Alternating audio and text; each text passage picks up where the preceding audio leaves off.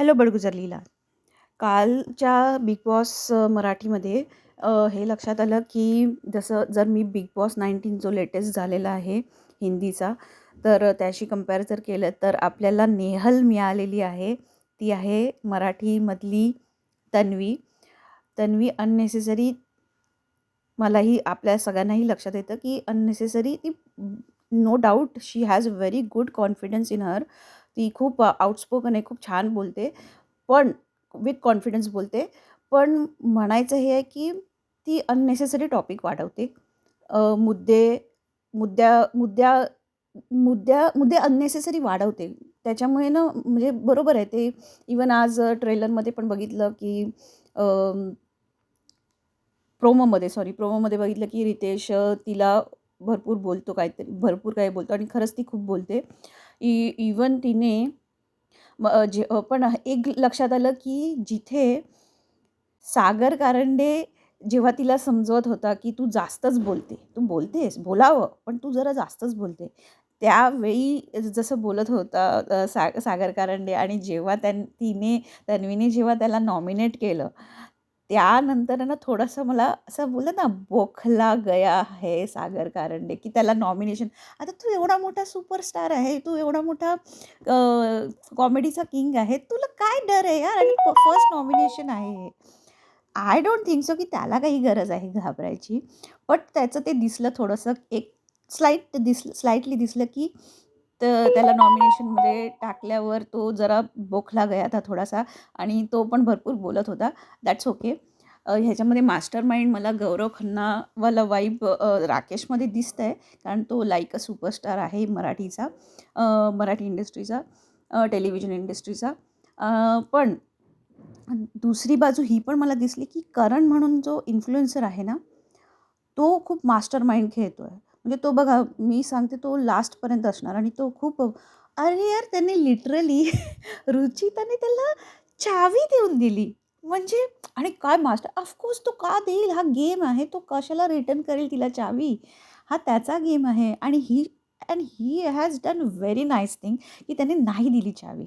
आणि हे व्हायला पाहिजे होतं. पण लिटरली या रुचिताचं मला समजत नाही. शी इज अ व्हेरी, मला ती खूप स्ट्रॉंग, म्हणजे आहे ती स्ट्रॉंग, नो डाऊट. पण तिने लिटरली जे जसं केलं की लिटरली ती अक्षरशः गयावया करायला लागली, पाया पडायला लागली, हात जोडायला लागली, दॅट वॉज टू मच. एवढं पण काही करायची गरज नव्हती.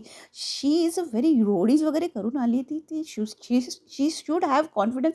आणि तिला आहे, she is a very confident girl. पण तिला अननेसेसरी तिने एवढं जे केलं ना, ते जरा एक्झॅक्झरेट झाल्यासारखं मला वाटतंय. पण हां, पण काय टिपटॉप, म्हणजे तो त्याचं ऑब्झर्वेशन खूप जबरदस्त आहे करणचं. तो मास्टर माइंड आहे, त्याने सगळ्यांना ऑब्झर्व केलं आहे. त्याने ओमकारला आणि राकेशबद्दल पण सांगितलं की, राकेश बापटबद्दल की, आणि ओमकारलाही सांगितलं की, ओमकार होता ना तो, हां, आय थिंक ओमकारच होता, की तुम्ही लोक अजून खुलले नाहीत, मला ते बघायचं आहे, खुलताना बघायचं आहे. सोनाली इज अ गुड, चांगली वाटते मला, ती छान आहे, कॉन्फिडंट पण आहे, आणि ती खेळून पण आली आहे ऑलरेडी. दुसरी बाजू, आपला विशाल आहे ना, विशाल कोटियान, त्याची तो कंटिन्युअसली थोडासा ट्रिगर करायचा प्रयत्न करतो आहे. म्हणजे तो आहे थोडासा मागे मागे आहे राकेश बापटच्या, की काहीतरी करावं, काहीतरी बोलावं, जेणेकरून काहीतरी आणि होणार आहे ते. फाईट त्यांच्यामध्ये मोठा ब्लास्ट होणार आहे, हे हे तर क्लिअर दिसतंय. आणि तो बरोबर तन्वी आणि गँगला बरोबर गोड बोलून आहे ना, फासायचा प्रयत्न करतोय. पण ते त्या लोकांना बरोबर समजणार जोपर्यंत ओके आहे तुम्ही लोकं. इवन मला हेही दिसते, रुचिता आणि तन्वी हे, मला फरहाना आणि नेहलचीच आठवण करून देतात पुन्हा एकदा. ही जोडी अशी आहे की जोपर्यंत माझ्याशी चांगली आहे तोपर्यंत मी चांगली तिच्याशी, असा टाईपचा जो हे होतं. साडीवर किती सुंदर दिसत होती दीपाली. वॉव! म्हणजे just wow! Looking like a wow! मला एक समजत नाही, करण तो हातामध्ये ते बो मुलींचा बो का बांधतोय? मला ते थोडंसं ऑकवर्ड वाटतं. I didn't like it. पण मे बी काही रिझन आहे का, त्याच्या मुलीची, आईची, बहिणीची, बायकोची काही आठवण आहे म्हणून ते घालतो. I don't know why he is wearing that. मला दीपाली कुठेतरी काय माहिती माझं ऑटोमॅटिकली कंपॅरिझन होऊन जाते. 19 जस्ट झाला आहे ना बिग बॉस 19. तर मला इकडे दीपाली ही कुनिका सदानंदचा रोल निभवते असं असं मला कुठेतरी वाटतंय. नो डाऊट हे टोटली डिफरंट आहेत दोन्ही big boss. It's not a copy at all. पण हे एक आहे. दुसरं आहे प्राजक्ता शुक्रे. प्राजक्ता शुक्रे इकडे जेव्हा नॉमिनेशन टास्क तिला फर्स्ट टाईम दिला गेला तेव्हा ती थोडीशी, कारण ती गुडी-गुडी इमेज आहे ना, तर तिला एकदम अचानक, आणि हां बघा, ती मी असं नाही म्हणत आहे की ती फेक करते. पण होतं असं, कारण बिंग अ फर्स्ट नॉमिनेशन तिला पहिल्यांदाच नॉमिनेट करायला सांगितलं आहे आणि आता जस्ट काही हार्डली 1-2 दिवसच झाले असतील. हां, ठीक आहे, ते लोकं 24 तास राहतात त्याच्यामुळे त्यांना लक्षात आलं असेल आतापर्यंत की कोण कसं आहे. व्हॉटएव्हर, पण प्राजक्ता सध्या तरी कोणाच्या बॅड बुक्समध्ये नाही आहे, गुड बुक्समध्येच आहे. तर तिला she don't want to be in anybody's bad बुक्समध्ये.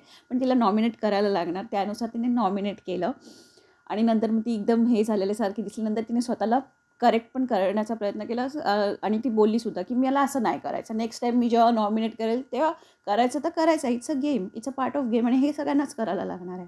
So तिने ते क्लिअर पण केलं आणि तिला तिचं स्वतःवर तिने काम करते हे खूप चांगलं केलं. चांगली गोष्ट आहे ही. विशालचं मला नाही पटत आहे हे जे पण तो करतो आहे ना, इकडे नाही चालणार. त्याला काय वाटतं माहिती आहे, की मराठी बिग बॉस आहे, यांना म्हणजे तिकडे हिंदीपेक्षा मी इकडे या लोकांना सहज हे करू शकेल. इट्स नॉट लाइक दैट कि मुझे नहीं लगता इसकी कुछ यहाँ पे भी का दाल गलने वाली है. I don't think so. आणि दुसरी गोष्ट की हां, तो त्याची थोडीशी जलसी दिसते आहे राकेश बापटसाठीची. कारण क्लिअर कट दिसते त्याची जलसी त्याच्याबद्दल आहे. नाही म्हटलं तरी बघा, राकेश बापट हिंदी, इवन तो एक सक्सेसफुल ॲक्टर पण आहे. हिंदीमध्ये पण त्याने चांगलं काम केलं आहे. वेब सीरीज केल्या आहेत. बिग बॉस 2 बिग बॉस OTTमध्ये पण होता, ह्यामध्ये पण होता आणि इवन त्याने सक्सेस तर मिळालं आणि मराठीमध्ये तर अप्रतिम यश मिळालं आहे, त्याने गाठलं आहे. आणि कुठेतरी त्याला विशाल कोटियानला कुठेतरी आहे ती जलसी टाईप म्हणा, की may be of course he is non person, पण बोलतात ना, की कुठेतरी तो त्याच्यापुढे गेला आहे. असं काही-काही जणं एकदम कोणाला जज करतात ना, "अरे ह्याला तर मी हे मला नव्हतं वाटलं, की हा इथपर्यंत कधी पुढे जाईल." पण त्याला ते मिळालं. कोणाला ते प्रत्येक बोलतात ना, कोई शिद्दत से कोई कोई एफर्ट्स करते हैं ना, तो हो ही जाता है वो. तर तसं विशाल कोटियानसाठी मी हे मैं ये बोलना चाहूँगी कि तो है जलन हो रही है, मतलब हो ही रही है. राकेश बापट की सक्सेस पे तो है जलन हो रही है कि नहीं हो रही है? कह दो कि मैं झूठ हूँ. हे तर खरं आहे. बिग बॉस हा गेम बोलण्याचा आहे. भांडण्याचा नाही म्हणत आहे मी, पण बोलण्याचा आहे. तुम्हाला एक्सप्रेस तर करायला लागेल. तुम्ही जर नाही बोलणार, तर तुम्ही आउट ऑफ द शो होऊनच जाणार आणि अल्टिमेटली. तन्वीने हे जाणून घेतलंय, की तन्वी प्राजक्ता शुक्रेच्या आता मागे लागली आहे. ती तिला बोलतात ना, ती आता असं एक मूव्हमेंटच बघते, की कधी मी हिला एक्सपोज करेल किंवा की कधी मी ती जी ती नसताना किंवा तिच्या मागे जी ॲक्टिंग करते आहे, ती तिच्या पुढे करायलाही मागे-पुढे बघणार नाही, हे क्लिअरली दिसतंय तिचं. अशाच सगळ्या व्हिडिओंसाठी please do like, share and subscribe to my channel Balgujar Leela.